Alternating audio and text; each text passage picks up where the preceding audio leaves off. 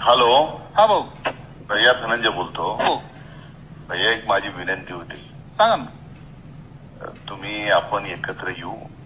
बरोबर. तुम्ही ऐका काय शेवटी तुम्हाला भविष्य आहे. आणि हॅलो. कदाचित तुम्हाला माहित नसेल माझे सीएमचे काय संबंध आहे. या कॉल रेकॉर्डिंगमुळे धनंजय मुंडे अडचणीत. अशा प्रकारचा कॉल रेकॉर्डिंग सोशल मीडियावरती व्हायरल. सदर रेकॉर्डिंग ही धनंजय मुंडे आणि कुणीतरी भैया या नावाने सोशल मीडियावरती व्हायरल होत आहे. सदर रेकॉर्डिंगची द पिलर पुष्टी करत नाही. काय आहे हा कॉल संवाद सविस्तर ऐकूयात. नाही आपले मा येले नाही कुणाची नरेंद्र मोदीची देवेंद्र फडणवीसची तिथे पैसे रोखायला हो. आणि कसं एक लक्षात घ्या, एखाद्या आमदाराला अडवता येतं हो. विरोधी पक्ष नेत्याच्या संस्थेला त्यांना अडवता येत नाही, कारण त्यांचं असं होतं. बरोबर.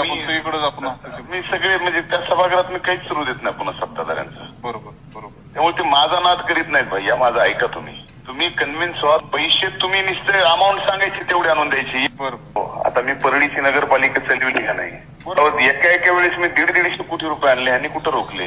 बरोबर. नाही यांचं खातंही आमच्या बहिणीचं किती दिवस राहील ग्रामविकास हेही तुम्हाला मी सांगतो. काही खरं नाही. याच्या उपर मी पुढे कसं काय घडतं हे आज कसं आपल्याला सांगता येणार नाही. बऱ्याच जुळवाजुळवी व्हायला लागल्यात वरच्या लेवलवर. त्याच्यामुळे आता समजून घ्या, तुम्हालाच सगळं बघायचं आहे. आणि सगळ्यांनी खाली काम केलं तर आम्ही आपलं बोंबलं फिरतो वर राज्यात घोडे लावीत सगळ्याला. आणि खाली बघा सगळं. फक्त खाली आम्हाला बघायची वेळ येऊ देऊ नका. तुम्ही बघा सगळं. चालेल भाऊ, करतो. म्हणजे तुम्हाला करा जरा ऐका. निश्चित करतो. ओके. मंडळी, ही कॉल रेकॉर्डिंग ऐकल्यानंतर आपल्याला काय वाटतं? बीडमध्ये जे गुंडाराज चालू आहे याला कुणाचा भय आहे? या कॉल रेकॉर्डिंगमुळे धनंजय मुंडे यांचं मंत्रिपद अडचणीत येईल का? याबद्दलचं आपलं मत आम्हाला कमेंट करून नक्की कळवा.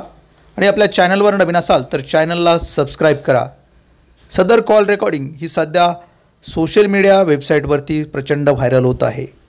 मात्र या कॉल रेकॉर्डिंगची द पिलर कुठेही पुष्टी करत नाही.